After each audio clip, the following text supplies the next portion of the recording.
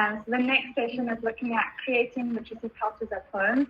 And we're really lucky that we have Haroon, who will be talking about the Western Cape at Home Learning Forum, and Xolisa, who will be looking at supporting learning at home and a guide that was developed for caregivers.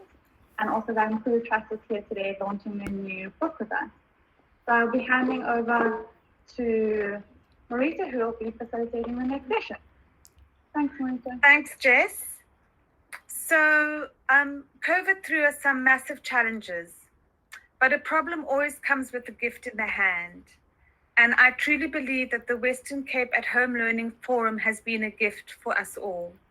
It speaks of true collaboration, sharing of resources, and years of experience to meet the needs of our children.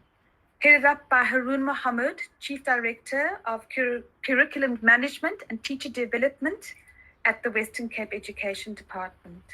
So it's a great pleasure to hand over to Haroon to tell us more about the work of the forum today. Thanks so much for your time today, Haroon.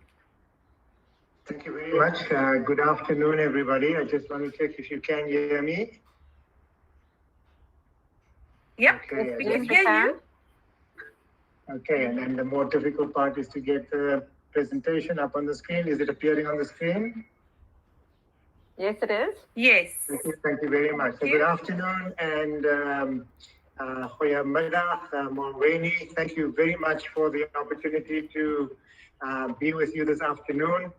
We hope everybody is well in these grim and grieving times. A lot of us have lost a lot of people close and distant to us.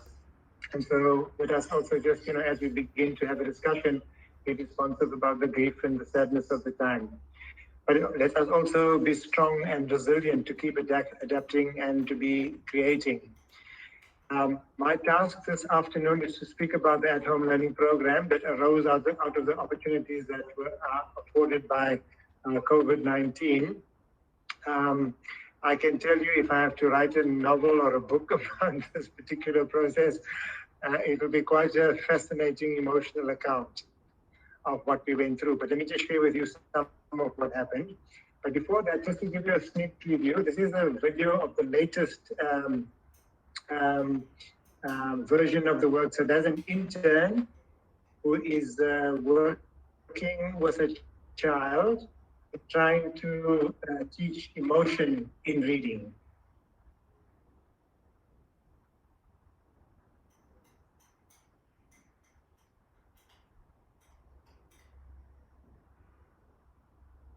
Okay. All right. So the outline of my presentation is a short description of the pilot, obviously the aims, a short section on the coordination structure, the two models that we're working on at the moment, the point of collaboration that Marita mentioned, some progress that we've posted, and next steps in the process. So when lockdown happened in March of 2020, we, because my chief director works very closely with as many partners as possible, I remember being contacted by, I think, the after-school program network of NGOs, and we started having a lot of discussions about, what needs to be done. And the discussions were around to assess the impact of the pandemic in the short, medium, and long terms, and then to put in place activities and programs to support learners to continue learning. What became evident very clearly from research that was being done by the research community, but also our own experience, is that learning losses would be heavy across the board, but they would be most severe in poor and vulnerable communities. So in the case of the Western Cape, because we've got a strong e-learning system going, we quickly reorganized all the material we've got on the e-portal, on the digital platforms. And very quickly, the screen that came back from the system was access is a challenge. And so our estimate is that up to 60% of the system does not have the same level of access, either because of lack of devices and or connectivity. And so what we then did is we identified learners who are having challenges, and we managed to secure an additional budget from the WCED budget for printing materials to be made available to these learners. And then, it wasn't too difficult to imagine that the learners would be collecting the material, but particularly in poor and vulnerable communities, there wouldn't be a coordinated learning system, as you would find in middle-class homes, for example. And so we then, it happened very organically. We just managed to, be in discussions with the right people at the right time. Those of you who believe in coincidence, the power of coincidence, for us, it just happened in that particular way. And so after quite a bit of discussion, a lot of confusion, a lot of, clarity seeking, we formed the forum. We now have a forum comprising of the WCED, after-school program officials, a number of NGOs, and higher education institutions have also been involved in the program. What struck us was, because of the work that has been done, for example, by organizations like Kula, we're already doing some work with learners who are out of school. They just happen to be a ready match between what we ended up doing and are doing at the moment. So the aim of the pilot is to develop a model which seeks to retain at-risk learners in schools and to promote learning in poor communities by promoting the value of education in the first instance, by supporting learners to connect with learning through play-based activities, and also to create learning support systems in homes and communities. And then, because we want this to be sustainable, the mission is to promote a culture of learning, whether at school, at home, or in the community. And you must remember, at the time that we began, it was very difficult to get any kind of participation in the community because of the COVID restrictions and so on. But we're happy to say that we're managing to get some motivation and activation going. And we've also now got a number of community members beginning to be interested. To promote a desire to attend school for those learners not attending, to interact with the child at their education level, to promote a positive connection between the caregiver, learner, and encourage family involvement, and to raise awareness to begin a culture where learners are eager to self-engage with learning material. Okay, the forum has the following structure. So there's what we call a WOZA steering group, WOZA standing for Whole of Society approach. If you look at both the WCED or the Western Cape government, but also national government documents, they speak about the importance of partnerships. I remember President Mandela, when he was in office already at that time, saying government on its own would never be able to manage all the requirements that are placed upon it.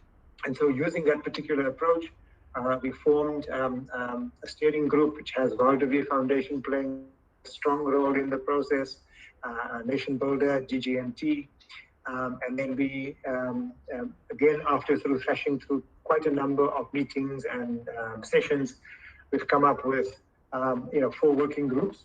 Some of you are members of the working group, so you know more in greater detail of what has been done there. Won't go into the detail of that one. Out of the discussions in those, we ended up with 2 models. One model is what we're calling a community-driven, in collaboration with participating primary schools, 18 of them. And the pilot began in November and will run until the end of March or end of term, at which an M&E report will be made available. And it covers grades R to 6. It's led by Kula Development Group, and it's placed in Cape Winelands, mainly in Paarl East and Stellenbosch areas.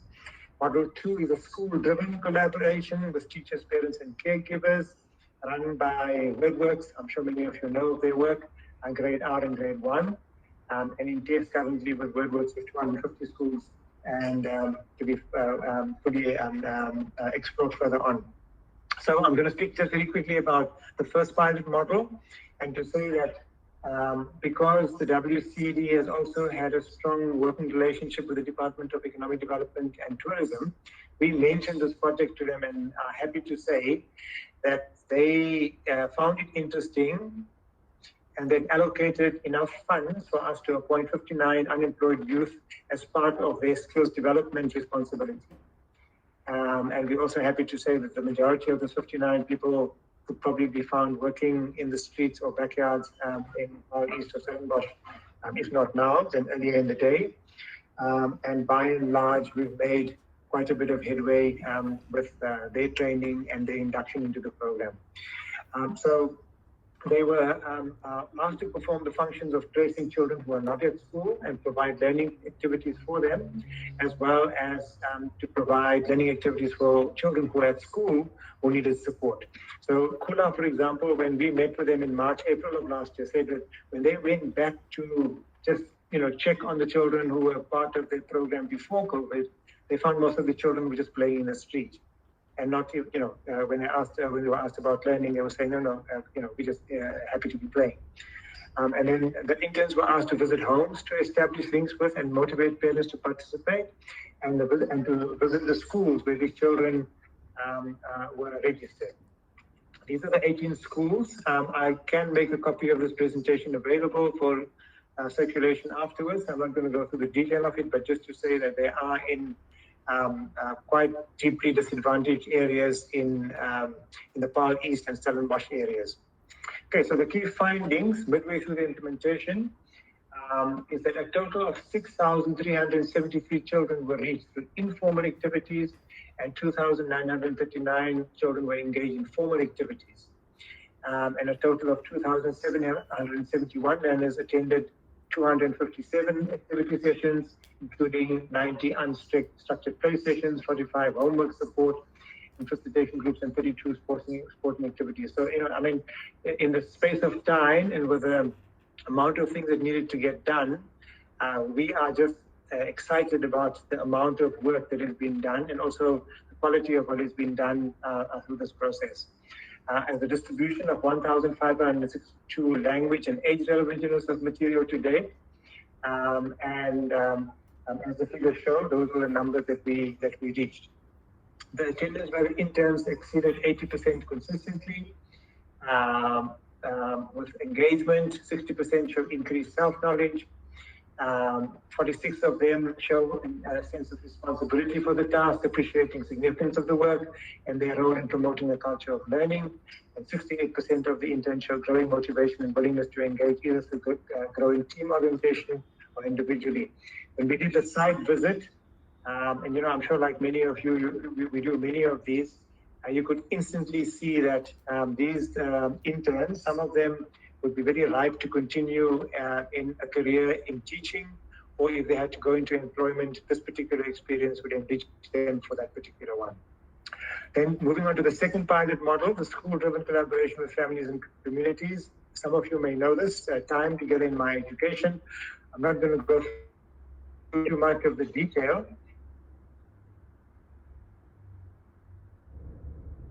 Cover some of the highlights. Okay, so it's really time together.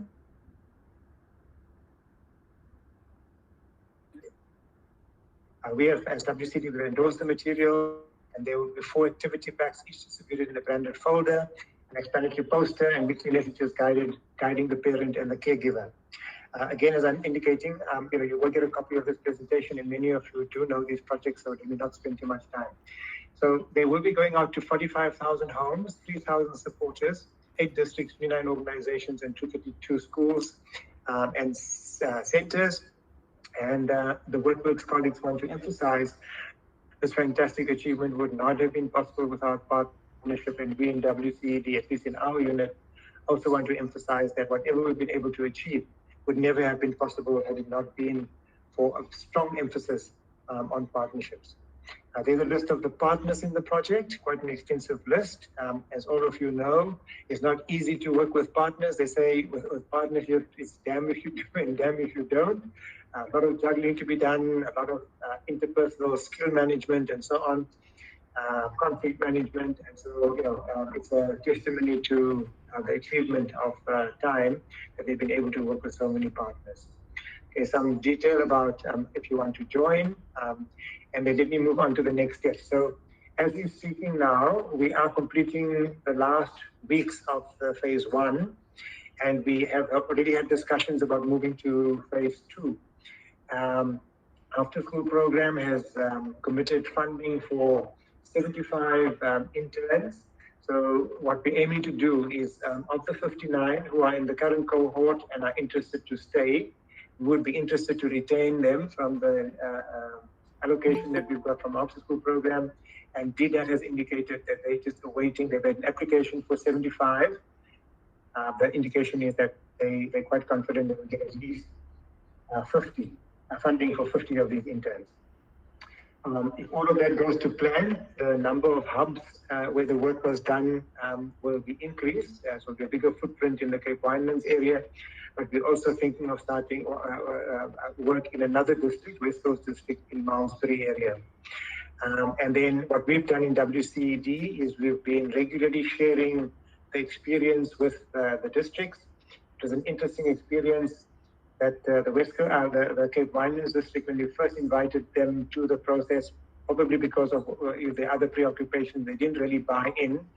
But when they saw the value of the work, they have now just become, fully involved partners in the process, and we're hoping to strengthen that particular collaboration with a long-term view that as much as possible of this work becomes the work of the district office, the circuit office, and the school. Because there may be a point in time where we will not have the resources to have the interns, and we want the teachers and the school management teams and the district offices to think about their work differently. In other words, a stronger relationship between the school, the parent, the child, and the community. We're hoping that we'll be able to generate sufficient interest in the communities for them to take ownership and for them to run their own processes of a learning culture, building strong learning cultures in the homes. I'm going to end off with another video, also in the last 2 weeks, shot in the last 2 weeks, about just the resourcefulness, the imagination, the creativity, and the impact that the program is having. Thank you very much for it, John. Okay, I'll stop there. I'm sure you can get a sense of what is going on. But let me just release my screen. Thank you so much, Haroon. So a wonderful summary of what's being done. And as I said, that's for those people who would like to be part of that, please, you can contact either myself, actually you can come to me for any of the time information. There was just a question about how long the interns were. Haroon, I think that was 3 months this time, but if we're going to do a new batch and a new phase, would it be 3 months or would it be for a full year? Do you know that? Yes. It will be for a full financial year. Okay. And there was a question about the rate of the interns, and you did say that there was an 80% retention of the interns. And I know that I've been at one of the meetings where the organization that was put this together, Kula, said that it's a big game changer for them working with youth. They'd never worked with youth as real agents for change in their organization, the way this has been, and it's a big turnout for them, a change around. Kaathima, you've got your hand up. Thanks, Morita, and thanks, Haroon, for the presentation. It's really lovely to see and very encouraging. The work that we do is primarily in the home and focused on parents of very young children. So it's lovely to see this additional focus there. This is not, the department's traditional work, though. So can you give us a sense of where you see this fitting into the department's work in the longer run? I know that, this is very early days, but I'm sure there's somebody who's got the grand vision. It would be lovely to hear a bit about that. No, thanks. And in fact, I think that's the prime question in this project. So early on, we were very lucky to be coming across a lot of literature. And the international literature from UNESCO, World Economic Forum, and a whole range of others were all confirming that the majority of systems in the world were caught unprepared in the involvement of parents. And so, it's a global issue now. And what some of the researchers, I think correctly, are saying is that what the pandemic is offering us in terms of, what people are calling COVID reset, is a new way of looking at education.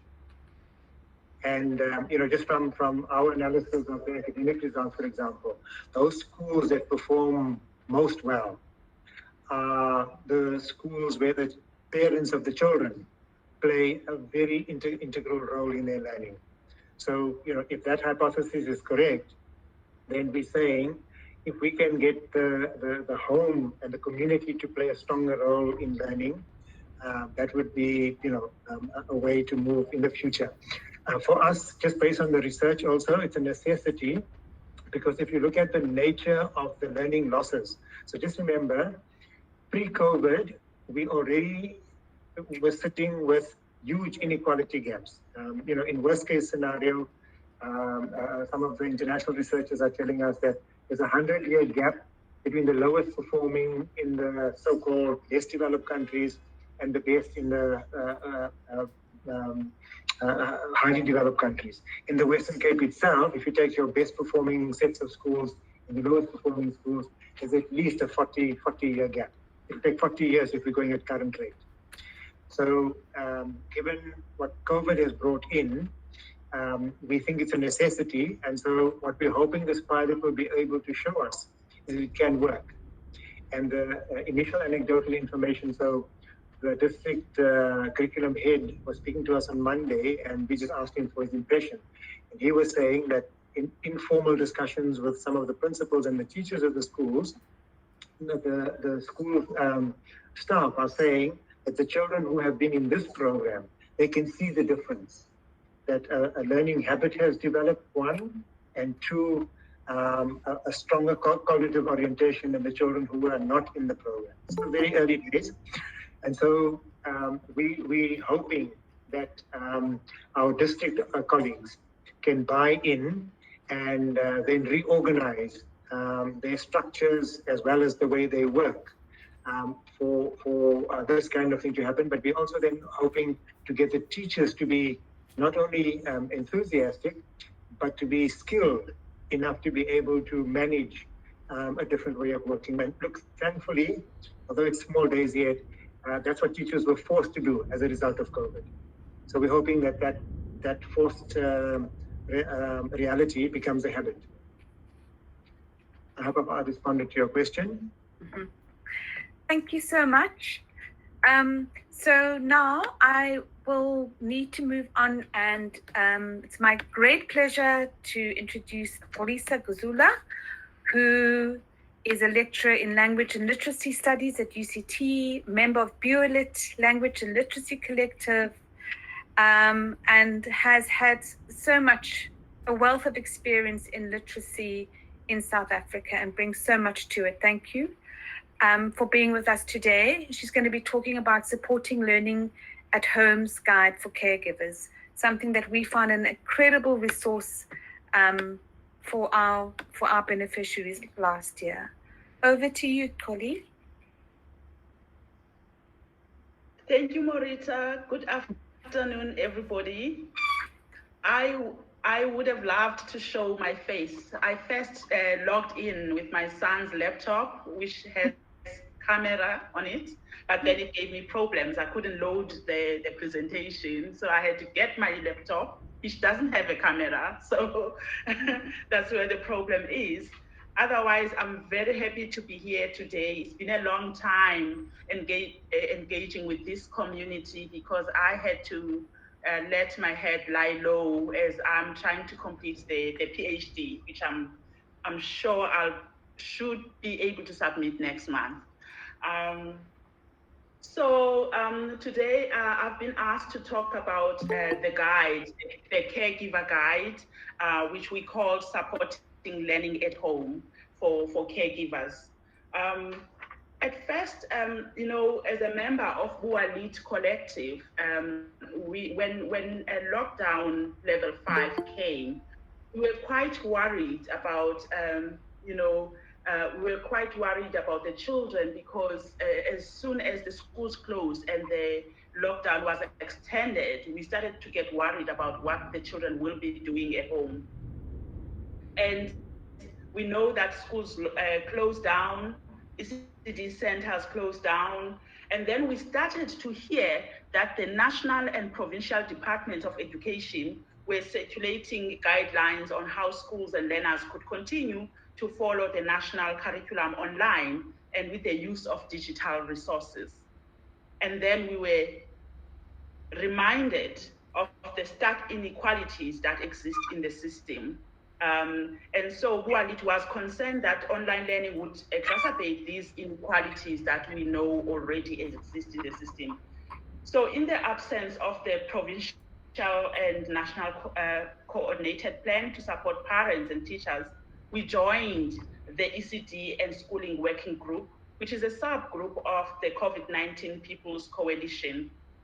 And this subgroup is made up, at the time when I was there, I don't know who's there now, there were about 23 NGOs that came together, and also individual members, and some of them coming from universities. And all of us were concerned about what to do for the children during this time, because we didn't know when the schools would open. We also knew, because we have our own children and receiving letters from schools saying they will go online. And so what happens to the children who couldn't go online? So then the coalition, the ECD and Schooling Working Group of the coalition, tasked me with a project for creating, to coordinate a project for creating resources for supporting parents at home. So together in that group, we made a subgroup because there was a lot of people. So we had a subgroup of people who were to collate and compile the booklet. So ideas came from different NGOs, and we were really writing together, so to say. And we collated these ideas into one long booklet, which we called the Caregiver Guide. That was in English, but this is the longest. And then we had an aim of making it available in 11 languages. But we also thought about making this booklet in a way that it would be available online for a longer version, and then have a shorter version that would go to parents and be printed for parents. So, and make it multilingual, because again, we were worried that if children are learning online, all materials usually come in English, not in African languages, and that parents would struggle to support the children in languages that they are not comfortable with or proficient in. So we came up with this booklet. Jess, can you scroll down a bit? The booklet has 3 sections. So in section 1, we wanted to provide information about COVID-19. Scroll a little bit slowly down. Information about COVID-19, explaining the terms of what it is and how it gets, how does one get COVID-19 and what to do when you have it, and how to protect yourself from it. Scroll down, Jess. And then also giving ideas about how to make water bottles for communities that didn't have enough of water, flowing water, that they would have to make their own bottles. So it gives ideas of what to do when you don't have running water at home. Scroll down, and then we have section 2. Section 2 was is a section that is where now we focus on parents and what to do to support their children. And this section, we knew that all children were at home. So we wanted to cater for the youngest children, 0 to 9. And then we had another group from 9 to 12-year-olds. And then we had the high school learners. So we were collecting all this information from different people working in the different age groups. Scroll down, Jess. And so we have, I think in part 1, in this section, we have also, 0 to 6, 0 to 6, as you can see from the thumbs up at the bottom. And we focus mostly on the kind of education that is not necessarily CAPS-based, but the foundational stuff that helps us as teachers in schools to work with children, like doing language work, where parents can talk to their children in ways that help them to acquire languages, as well as stuff that has to do with rhymes and songs and stories and story reading and storytelling. But we also had maths activities also embedded there, so it's not just literacy, but it's also mathematics for children, helping them to count and to do that early mathematics stuff. And then we had a section from 9 to 12. I think that's 6. Is that 0 to 6? I think another section is, maybe I might be mistaken, there's 3 to 6 as well. So we have different age groups in the guide and activities that would help those different age groups. After that, we also have the high school children, but we also drew from what was already existing. From, for example, Nalibali had its radio program. So then we had to put that in the schedule for stories on radio. If parents could find access to radio and allow their children, to listen to the stories there. And then at the end, right at the end, we have another section, which is part 3, helping parents to set up daily routines. So kind of building a timetable for the children, but that is not like a school timetable, but that also follows what goes on in the Nalibali schedule for stories on radio, but also on SABC's schedule. Scroll down a little bit, Jess. So that we could see what was on SABC and what was on radio, especially for the older children, because the radio had, I think, better programs there for older children. So we listed the different radio stations and the different times that they offered some kind of education to the children. So that was to help parents build some timetables. Scroll down a bit.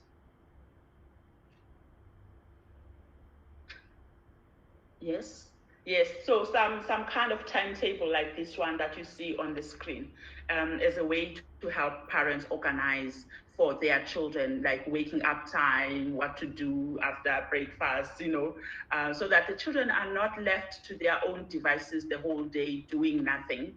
And we also provided information for websites if parents had some access to the internet or data that could help them browse some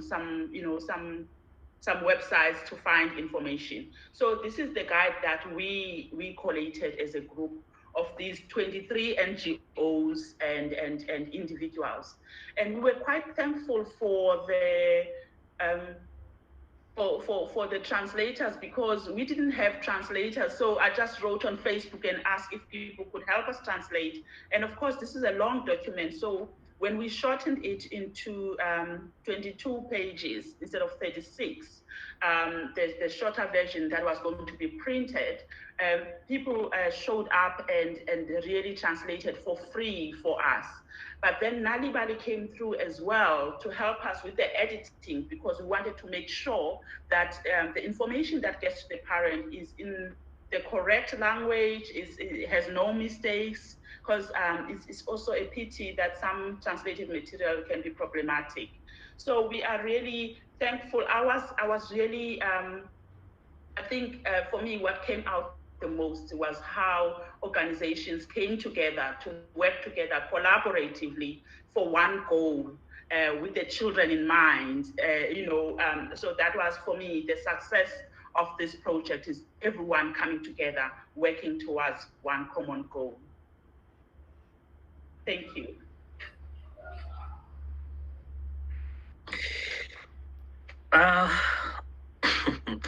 Many greetings. Well, thank you very much, Sis Xolisa, Guzula, for the lovely presentation and for the wonderful work that you continue to do for the children of South Africa, also Africa as a whole.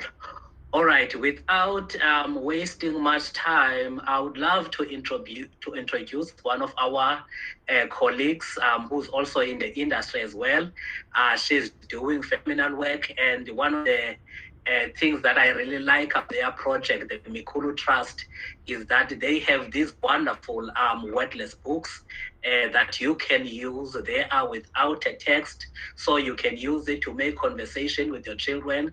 You can use it to spark creativity, to spark the power of storytelling, and also reading aloud as well. So Usis Kaathima will be introducing their new book, which is titled Growing Up. Sis Kaathima, the floor is yours, or the Google Meet is yours. Thank you so much, Tando, Inkosi kakhulu. Great, thank you, everyone. So yes, today I'm going to share a bit about the new book that we're launching, which is the Growing Up Day. But I want to just, before we get there, just share a bit about Mikhulu Trust and why we have these wordless books. So I also want to just say thank you to Haroon and Oli for your presentations. I think the Mikhulu Trust, we individually, as an individual, myself and the organization, we're very excited at the sort of growing support for work in supporting parents and supporting communities, because this is the work that we have been doing for a number of years, and we're very excited at the growing momentum at working with parents at home. So Mikhulu Trust is an early childhood development organization, and like I mentioned, we focus on parents, on supporting parents to develop positive and stimulating relationships with their young children. Some of my ECD colleagues will also, be tired of this narrative that's really supportive, positive relationships with parents is really what drives very young children's development, obviously together with all the wonderful tools that we can support them with. And the main work that we do as Mikhulu Trust is to train parents to use what we call a tool called Dialogic book sharing. And very simply, Dialogic book sharing is an interaction between the adult and the young child, where the adult uses this wordless book as a tool to engage and interact with the young children, to stimulate their thinking, stimulate their language development. And it's been tested in a number of randomized control trials, and it's really shown very positive results for young children's development. And so the work that we do is really to get book sharing into homes, get book sharing into the hands of parents and caregivers.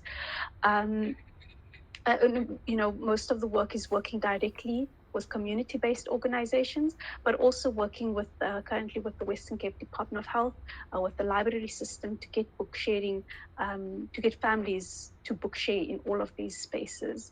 So when this work started in South Africa, we had a number of wonderful wordless books, but they all came from the UK, to be honest, and they were very hard to come by. They were very expensive. And as a side project, we'd started developing our own wordless books, just because it would enable the program to run, smoother and cheaper.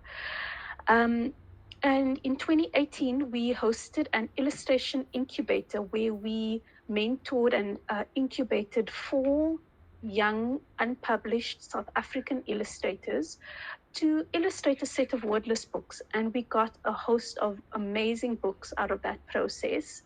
And there was one young man who had done particularly well, the illustrator of this book, Moloko Mabotja, and we had taken him on for another year to illustrate actually this book for us. So he had illustrated this book over, I think, a few months in 2019, and it was only in 2020 2019, 2020, somewhere around there.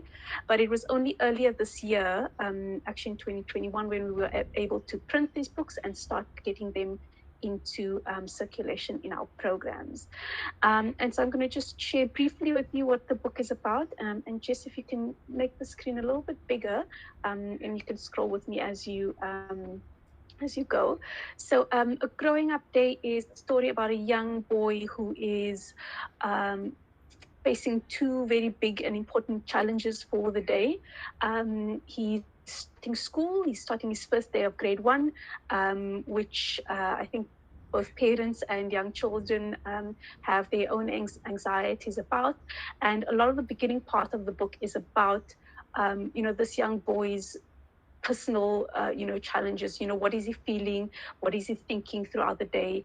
And he goes through the motions of the day, and eventually he gets to school and he sees, oh, it's not that bad.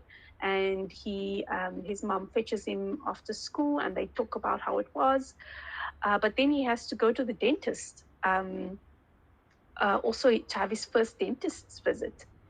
And again, another aspect that was really anxious for him, and it's just a book that supports parents having conversations with their children about things that they're nervous about, things that they're anxious about, that they're stressed or worried about. It facilitates that conversation and facilitates young children's socio-emotional development. So we're very excited that the book is finally with us. If you'd like to have a look through the book, I'm happy to share. I think it's up on our website, but we also have, we've done quite a large print run where a number of partners also participated in a collaborative print run with us, which helped us to print about 3,000 books. So we've got quite a big chunk of books also of these available in person. So thank you very much, and we're very excited that it's finally here, and thanks for your time.